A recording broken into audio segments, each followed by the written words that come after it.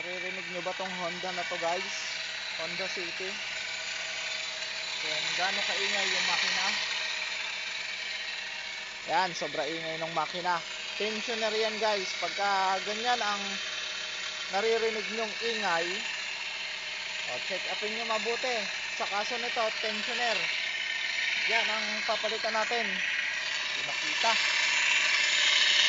Yan guys, ang papalitan natin, tensioner bearing. Palitan natin nyo yung tools na to.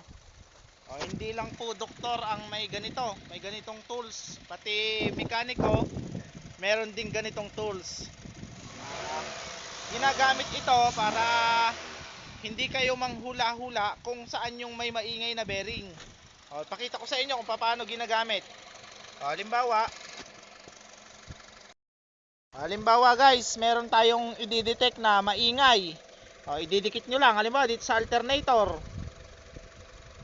Yan, maririnig nyo na dito sa ganitong gamit kung okay pa ba yung bearing nya o hindi na. Sunod tayo sa tensioner. Yan guys, smooth na smooth.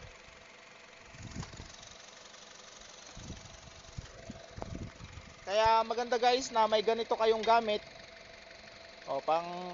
Parang pang doktor, pang detect ito ng sira kung saan yung may maingay na bearing, at para hindi rin tayo manghula-hula kung ano yung papalitan nating bearing. Ito guys, para malaman nyo kung saan nanggagaling yung kakaibang mga tunog, yung dapat palitan para hindi kayo manghula-hula, gamit kayo ito, ganito, tubo. Yan, pagka kung saan nyo hinihinalang dun yung malakas yung tunog, itatapat nyo lang yung tubo, tsaka nyo dinigin. Ayan, tatapat-tapat nyo kung saan dyan. Tsaka nyo dinigin kung saan yung may pinakamalakas na tunog, at madadali nyo na kung saan yung sira talaga, problema, para hindi kayo nang huhula-hula guys. Kaya ito, magandang tools yung ganito, tubo. Dinigin nyo kung saan ang maingay. Ito guys, natanggal na natin yung luma. Ganito yung pagkabit nyan. Ito yung bago na ikakabit natin, original na Honda parts. Ayan. Dito gagamit lang kayo ng 17 tapos 12, dalawang tools lang kailangan. Iaangat nyo lang itong ganon ng 17, tapos tanggalin yung belt, tapos tanggalin yung dalawang tornilyo na 12. Ganun lang, kasimple ang pagpapalit nito guys. Kayang kaya nyo na yon. Confirm. Pagka mag-testing kayo, papaikutin nyo, makikita nyo may tunog.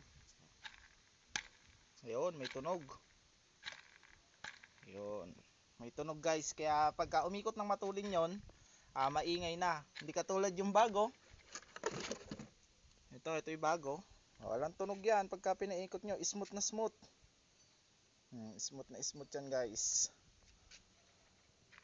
Confirm. Tatahimik na to after nating maikabit to. So guys, na ikabit na natin yung tensioner bearing. At naririnig nyo ba yung tunog ng makina? Smooth na smooth guys. Yun lang ang problema, tong bearing. Kaya pagka mag-check kayo ng ganito, para hindi papalit-palit pahula-hula yung pinapalitan nyo, gamitan nyo ng tubo. Dinigin nyo kung saan yung maingay, tutok nyo doon. Ayun, ito natutok namin dito, ito ang maingay, kaya ito ang papalitan.